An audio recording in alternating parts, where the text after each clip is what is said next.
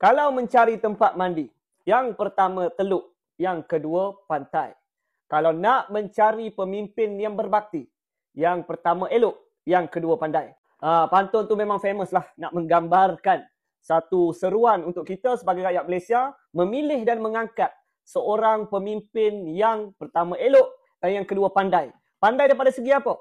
Pandai daripada segi mencari peluang dan ruang untuk kebaikan rakyat di kawasan mereka. Jadi aku nak salute kepada penduduk di Nenggiri kerana kalian telah pun memilih dan mengangkat seorang pemimpin bukan berpaksikan kepada emosi, bukan sekadar kerana sentimen DAP yang dimainkan, tetapi di atas kesedaran kalian nak membawa satu perubahan di Gua Musang.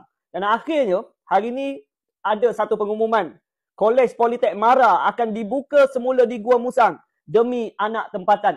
Dan ia disampaikan oleh TPM Datuk Seri Zahid bin Hamidi. Dan bukan itu saja. Kalau untuk rakyat Nenggiri secara khususnya, sebanyak 30 gerai seliaan mara dan kesedar bakal dibina di Dun Nenggiri. Itu yang pertama. Dan yang kedua, kerajaan luluskan peruntukan RM2 juta bina jambatan di Batu 10 Nenggiri, Kelantan. Dan itu juga disampaikan oleh Timbalan Perdana Menteri Datuk Seri Zahid bin Hamidi.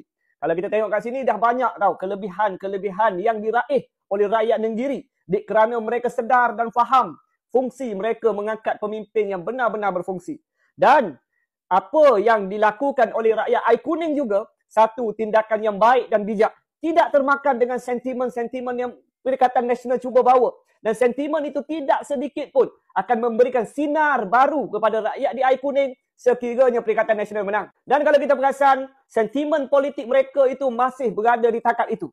Jadi memang sepatutnya rakyat di mana-mana kawasan menghukum mereka sekeras-kerasnya. Sebab apa? Sebab kita sebagai rakyat, kita tak nak tahu permainan politik mereka. Yang kita nak tahu apakah manfaat yang kita dapat, anak kita dapat, saudara mara kita dapat, ataupun generasi akan datang dapat kerana pilihan yang kita buat pada hari ini. Dan rasanya masih lagi belum terlewat untuk aku mengucapkan tahniah kepada adun baru di Ai Kuning N48.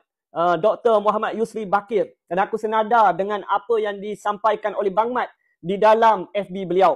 Yang mana kat sini, Bang Mat mendoakan semoga Dr. Muhammad Yusri Bakir menjalankan amanah dengan penuh integriti, dedikasi dan komitmen, serta terus memberi khidmat terbaik kepada rakyat Ai Kuning. Semoga Allah Subhanahu Wa Taala sentiasa membimbing dan memberkati segala usaha demi kebaikan rakyat dan negara. Dan Bang Mat juga mengucapkan tahniah dan penghargaan kepada seluruh jentera Parti Amanah Negara di atas usaha gigih, semangat juang yang tidak mengenal erti lelah, serta dedikasi yang luar biasa dalam memastikan kemenangan calon daripada parti gabungan dalam kerajaan perpaduan. Jadi konklusinya di sini, setiap daripada calon yang dikemukakan ataupun yang dah sedia jadi menteri dan sebagainya ini, pastinya setiap daripada mereka ni ada misi untuk rakyat.